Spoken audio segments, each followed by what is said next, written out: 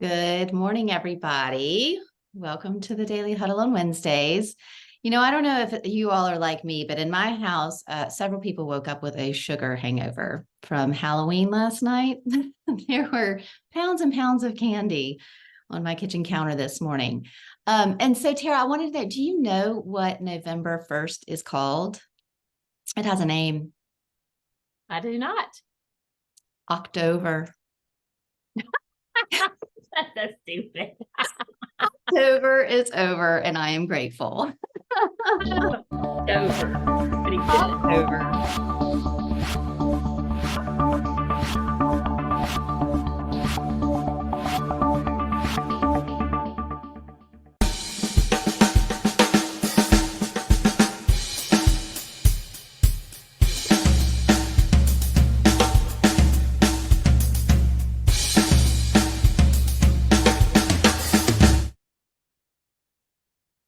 Good morning, everybody. Welcome to Wednesday, November 1st, also known as November 1st. And I wanted to ask a few questions before we jump into our question of the day. And I'd like to start with Sorrel. Sorrel, I would like to know, where are you and what are you grateful for today? I'm here, Kathryn. Here and nowhere else. This is where I'm supposed to be. And I'm grateful for my wife. I was hanging out with you guys earlier and I was talking about her accomplishments. I have not met anyone so dedicated and so committed to what she's up to. And I love that about her. I'm grateful for that. Awesome. Thank you, Sorrel. That's wonderful. She's lucky to have you for sure. And I see Stan on here. I haven't seen him in a couple of weeks, and I would like to know from Stan, how are you and who are you going to hug today? Wow. I am I guess I'm joyous. I'm full of joy, and I'm joyous because the universe has given us everything that we really need. It's really all here, and I'm just grateful that my eyes are seeing it more and more and more and more. That it's not really much we need other than to accept and receive what we already have. That's so what true. Was the second part of that question, Tara? Who are you going to share that joy with by giving them a hug? I'm gonna share that joy with my mom. I think I'm gonna have to see my mom today at some point because I think she's in need of a real hug. I love it. I'm the only child too, and mom lives on her own. She's healthy, thank God for that. She's 87, going on 88 years old, and she lives on her own. I just need to take a little trip on into Brooklyn and hang out with mom for a minute or two, and see how she's doing. Yeah. Thank you for bringing that good energy today, Stan. It's infectious. I love it. Thank you. And Tara, I want to ask you what time it is to get us started. What time is it? The time is now, the only time that matters.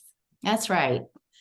So here we are all here together and the time is now. And Tara and I wanted to take on the topic of the world today. Is the world today making you angry? There's a lot going on out there and we all have different reactions to it. And some of us have an easier time navigating it than others. And Tara and I wanted to dive into this. So why don't you kick us off, Tara? Yeah, thank you, Kathryn. I'm taking a deep breath this morning because I see what we're facing causing a lot of anger in the world, and rightly so. A lot of the torture, we're powerless to it, and it builds up anger in us. And we can put that anger, I think, to good if we understand it better and we know how to manage it, we know what to do with it, or it can eat at us and it can cause us to take out our anger on people that we care about. So what I'd like to do this morning is share the most angry time I had in my life.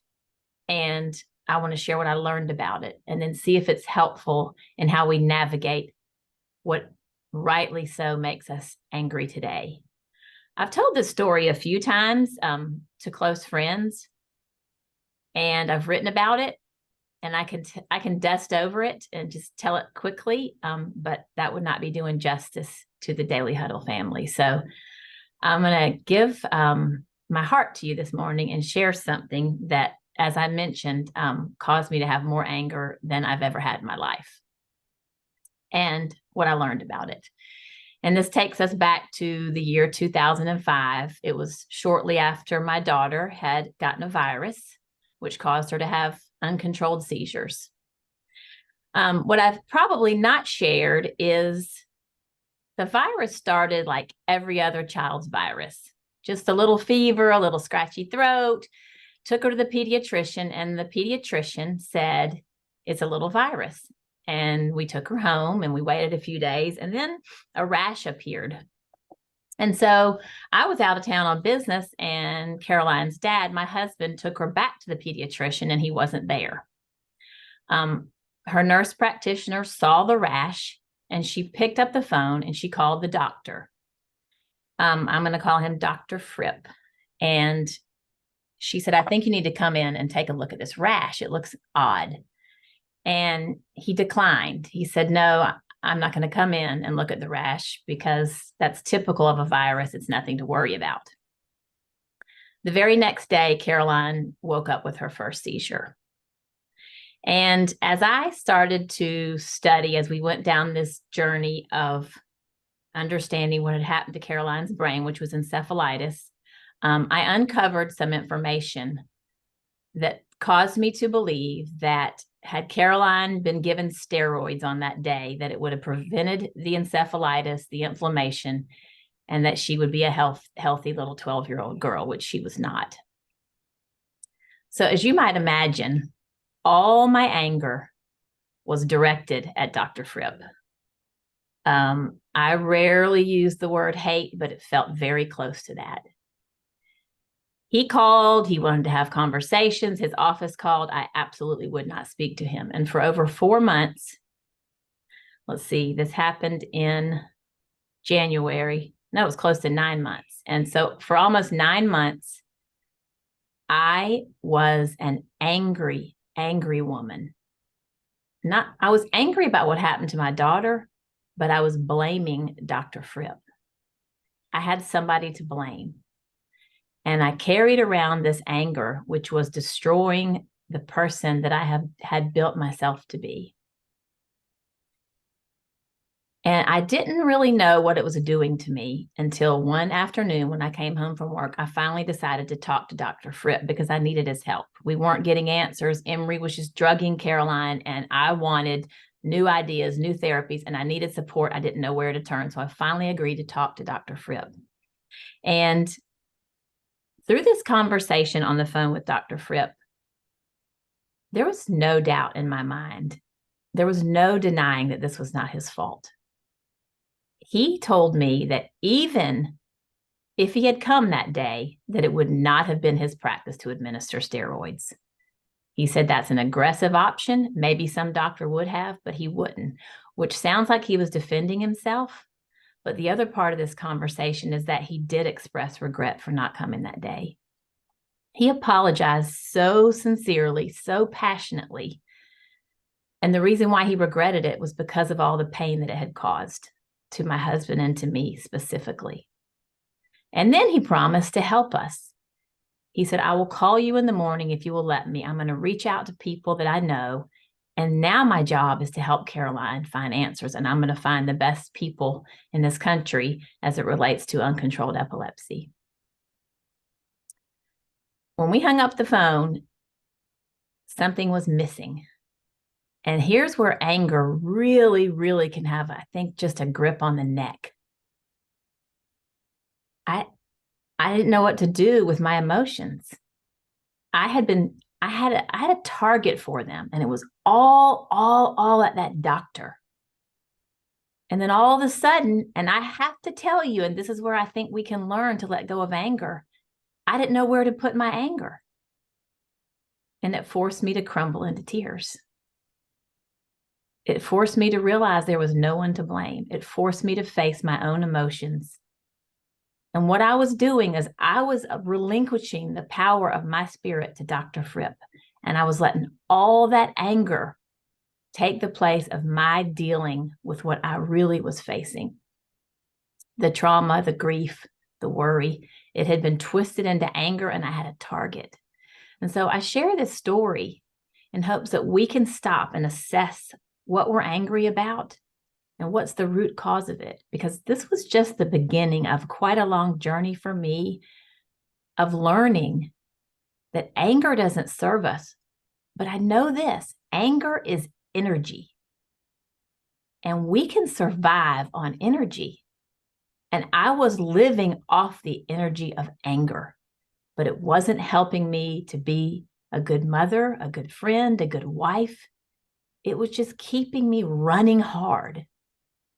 And as I mentioned, that was just the tip of the iceberg of my learning that there are much more productive, more sustainable forms of energy. And those come in the form of many of our tenets, like love and openness and curiosity. So I'm going to stop here. Kathryn knows the rest of the story.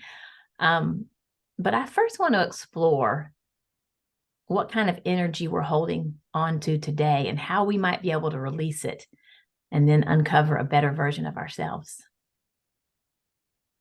Yeah, Tara, I think that's really interesting. And I have heard that story before, and I do know how it turns out. And I think, my question to you would be like, how then do we manage that energy? Because you're right, it's flowing through us. And you had a very clear way of seeing, okay, it was in me and I was feeding off of it and using it towards Dr. Fripp. Now when you take that away, it's like, where does it go? It's sort of like a live wire without a socket to plug into, the ones that flip around like this. Yeah. And I think that's the important thing is what do we do with the emotion, and anger being the one we're talking about today when it is so present in us? For me, the energy of anger is external. And I'll tell you what I mean by that. It's not emotional necessarily. Anger is certainly an emotion, but what I mean by external is it's nothing that I want to embody. It's useless energy. So it kind of stays on my skin. It's the best way I can explain it. And it causes me to work hard, work out hard, do the things fast and hard. But that's not who I want to be. And once I can allow that anger to release from the external skin of my being, I feel something stronger emotions inside. And those come in the form of sadness and grief and heartache. And those don't feel like energy, but once we allow those in and accept them, then for me, that's when we can turn those into really productive, beautiful energy. I think I'd push back on that a little bit. I don't like deeming some emotions positive and some negative. I'm not sure if that's where you're going, but it does feel like anger, don't use that too much, use these instead. And for me, I agree with the piece about don't let it sit with you too long. Don't let it consume you. Don't let it take the person away that you've been building yourself to be. But I think anger can fuel us. It can spark something that otherwise wouldn't have been sparked. You know what I mean? It can spark us to do something, to make a change, to stand up, to put a boundary. Now, we don't need to keep feeding that angry to stay in that space. But I think if I personally want to open up to feel all the emotions because we're human. And so we have a range. And not to cut some off in service of others, but to say, okay, I feel angry about this. I don't know why. And I think it can also highlight something's off. Something's off in my value system. I'm either not being treated a way that I want to be, or I'm not doing something that I think I should be doing. And something is getting sparked in me to show me that I'm off.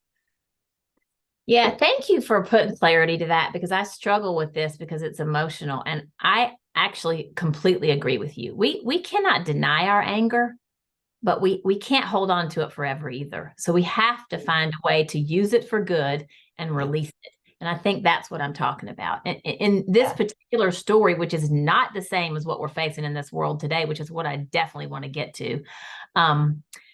That anger for me, it was directed in the wrong place.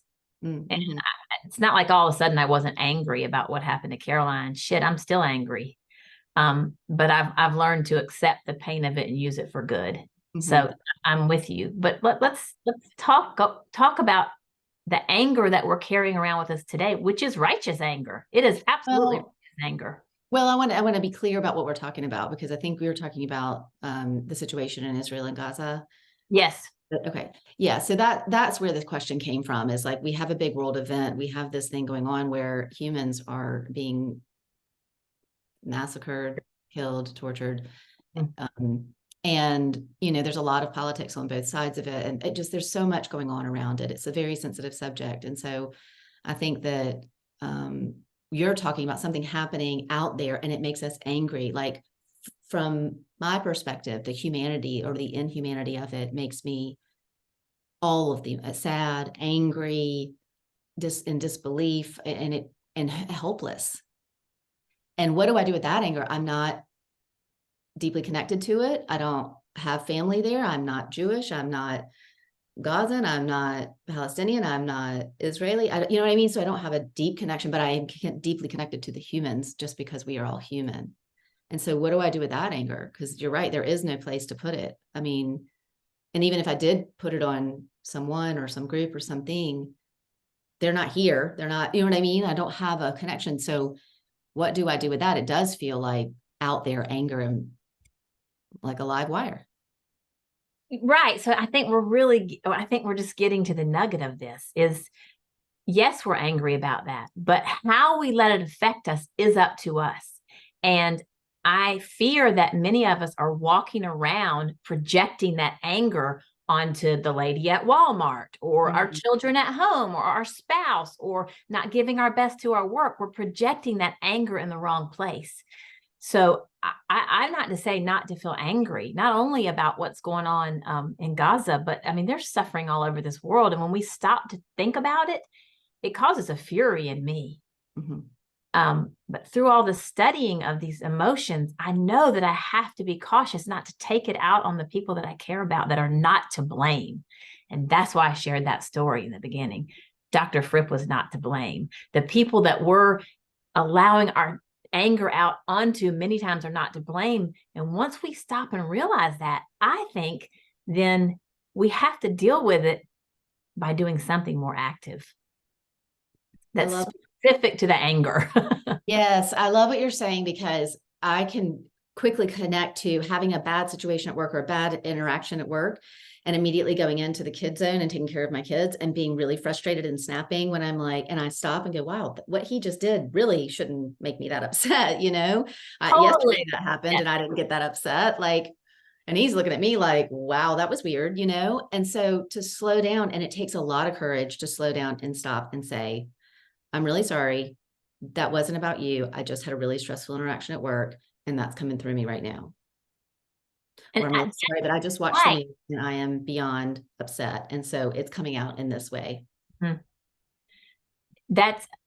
think that's really what we're talking about here is anger is warranted, but when it becomes toxic, it causes us to react to it in negative ways. And I think we have to find ways to react to it that gives us a little bit of hope, that we're not just sitting back and thinking, wow, the way I used to think about parents with special needs kids, like, wow, sad for them. I'm not one of them.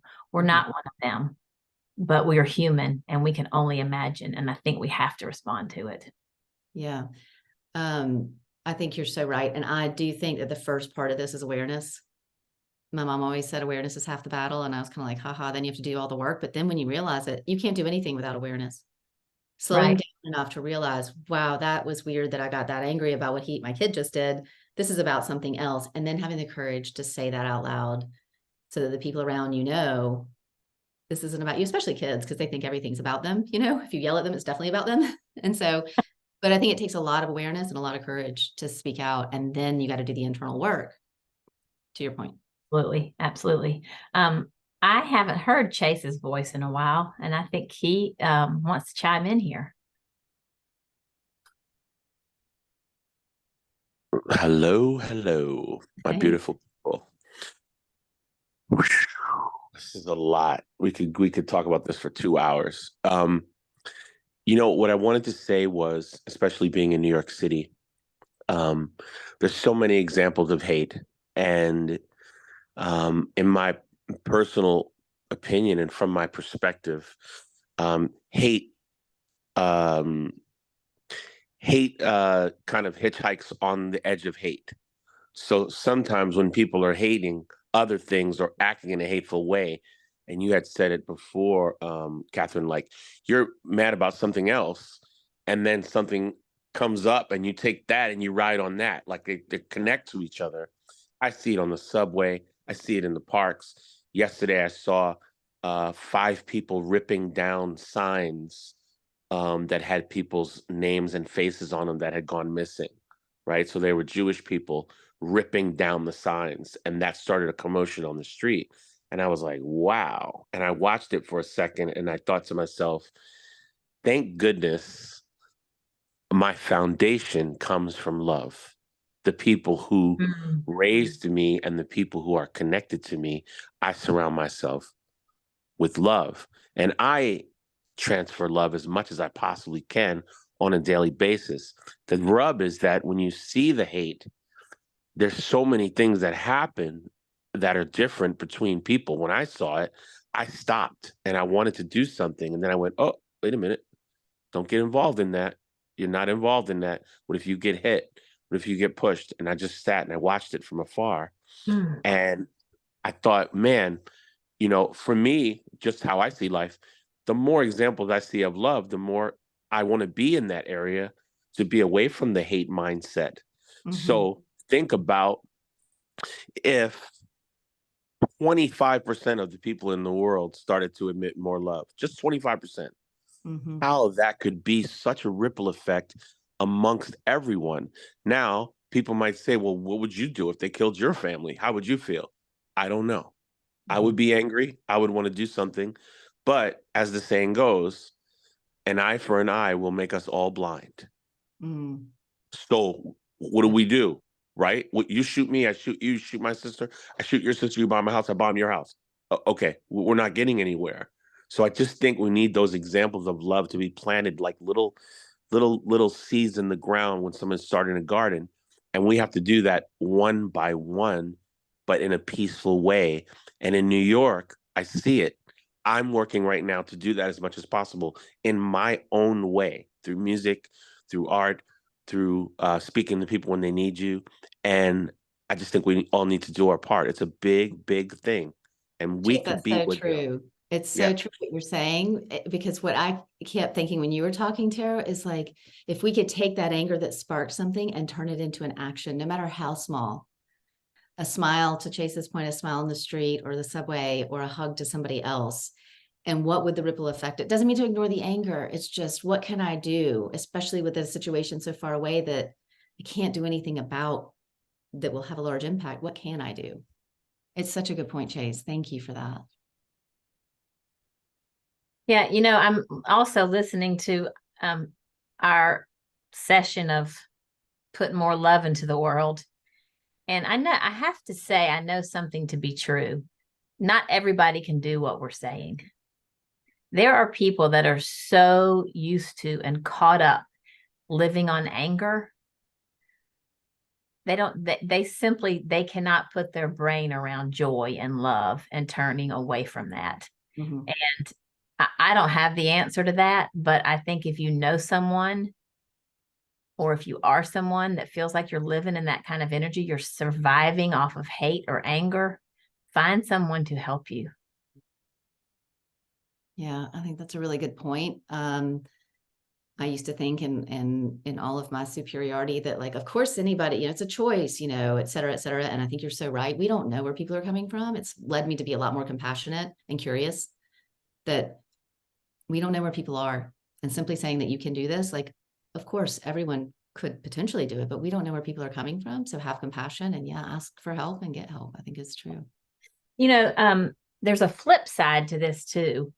And I think that the flip side of being angry is, especially for deep, deep empaths who absorb the energy of any situation, it's to turn our head and to not look at it, to not think about it, to just say to ourselves, I cannot stand to even pay attention to this. And I don't know which of those could be more detrimental in the long term. I'm kind of curious if some of you, if you're feeling that anger, or if you just are like, I can't watch the news, or how you do manage it. I think Rashid had something and then she put her hand down. So if you still want Yeah. And Tara, I do want to leave enough time for you. Oops, she paused, but we do want to leave enough time for Tara to finish her story too, so we can hear that. Rashida, did you want to say something? Good morning, everyone. I am Okay. so thrilled to hear the topic, and why I say is I'm so delighted to be here to share the space with you all guys. And one thing that I heard Chase say, and I will make emphasis on that, is that when I was growing up as a little girl, I always hear my mom getting us together with our playmate. She says, never you go to your bed hungry. I don't want you to get upset with nobody. I need you to go back and apologize. You know, my mom let us, we should be in bed at 8 o'clock. Sometimes it's 9 o'clock and she's knocking the neighbor door just to able to let us apologize, because she do not want me to go to bed angry. And this is one thing that I heard you, Tara, and I can relate to the pain, but it's such a good lesson for me as a 63-year-old. People say, you don't get upset, you don't get angry. I said, what for? You know what I do when I get angry? I mess up my liver, my kidney, my heart, my feeling, my mind, my everything. So trust me, getting angry and getting upset with people, it's such a peaceful way to make peace with that individual. Because you make peace with that individual, you make peace with yourself. Thank you so much for the topic. Thank you, Rashida. I think that's such a good lesson, is once we make peace with ourselves, then we can start to make peace with others, because it does start from within. Yeah, so true. And Tom, I see that you have your hand raised. Oh, thank you. Good morning, Tara. Good morning, Kathryn. Thinking about, we're talking about, anger, and then getting back, to a space of love, and why we do that, and some of the benefits. Listening to you all talk, it does make me think of when we gain the awareness of the anger and where we are. I think gaining that awareness also gets us back in touch with, what are our internal values and our character. And so grounding ourselves in love and those positive emotions, helps us return to a better space. Kathryn, I agree with you as to we can channel strong emotions like anger, toward a positive end. And then if I could say one more thing, and I really like what Chase was saying about each of us, has a role, has something we can do, like even from the military side. So when we've been overseas, or what we're doing right now in the Marine Corps and people going over, we still retain a very, very constant feeling of love toward each other. The people that we don't know, but we are, required to protect, and even people that are, adversary to us. There'll be moments where you'll feel some anger and some other emotions, but it's all so fundamental to, who we are, and then ultimately, that's why we prevail. Prevail in our own individual lives, and then, as a community. So I just offer that, but thank you. Thank you, Tom. Yeah, it feels like the antidote to anger is love. And how can we find and tap into that emotion at any time? And what can we do with it to share it? And what will the ripple effect of that be? So thank you all for that. And Tara, we lost you for a minute, but you're back. And wondering if you want to close us out with the rest of your story. I know we're just Well, I'll do that. I'll tell you that many years ago, I would have lost service like that. The anger would have been like, but I just calmly turned on my hotspot and knew that you had it until I could get back on with this family. So it's interesting. I will close us out. I think it is, I'm going to check this. Let's see. Hala or Hala, I'm not sure if I'm saying that right, and I'm so sorry, and Obet are both referencing forgiveness as part of releasing anger. And I forgave Dr. Fred on my porch. And I became uncomfortable realizing that I was living on anger. And he promised to call the next morning. And so I didn't go to work. I was living then for that phone call because he was going to give me options, which was going to give me the ability to put my energy into hope. And the next morning, I waited and I waited and I waited for him to call. And I thought, I could feel the anger rising again. I'm like, he's not showing up for Caroline again. And about 10:30, my best friend called me because she's a nurse and she used to work for him. And she couldn't get words through the phone. I finally said, Kathleen, what is it? And she said, Dr. Fripp. And I said, what? And she said he was out running this morning and was hit by a car and he was killed. And it was only the night before that I did exactly what Obet referenced. I forgave him. Wow. And I am forever grateful for that conversation and that experience of forgiveness, because you said it. Forgiveness is definitely the first step towards releasing anger and directing it in the right place. So thank you all for sharing this morning your hearts and your feelings and your thoughts about anger and other emotions that we can put to good to make this world a better place. But we have to be careful of how we release our emotions out into the world. So let's release them out into the world, starting with love.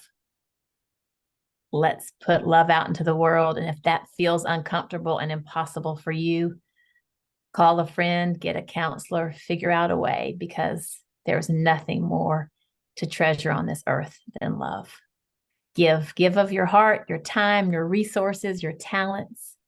Give generously. And don't take yourself too seriously. Laugh out loud. Throw that head back. Let those endorphins flow, which are a beautiful form of energy, which help us to get better rest, to eat more plants, and to absolutely remember to keep that body moving. It's the only body the good Lord gave you. Thank you all for being here on the Daily Huddle. We can't wait to see you next time. Thank you, everybody. Take care. Take care now. Take Have a care. wonderful Thank Wednesday. you so much. Thank you so much. One love, guys. One love. Yeah, welcome to November. Thank you.